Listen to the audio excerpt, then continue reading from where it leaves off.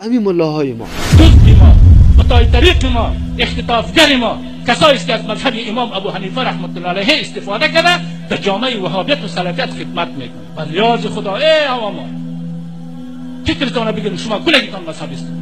کدام مسئله که از علمای سابقتان یا از علمای مذهبی امروزیتان شنودین همان مسئله را قبول بکنید. در زمان ظاهر و در زمان داوود یقین به خدا که اونا هر رقم بود، اما وهابی و سلفی در افغانستان نمیموند. کتاب مذهب در کتاب فروشی ها نمیموند. جریمه میکرد که کتاب مذهب چی میکنه؟ نوشته بود دین اسلام مذهب امام ابو حنیفه رحمت الله علیه. امروز ابو حنیفه رحمت الله مذهبش غار میکنه، اما کلگی ما خو هستیم. من نشانه های وهابیا و سلفیا را در شما بگم.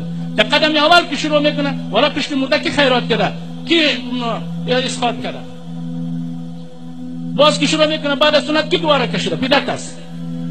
تراویح کی 20 رکعت خوانده.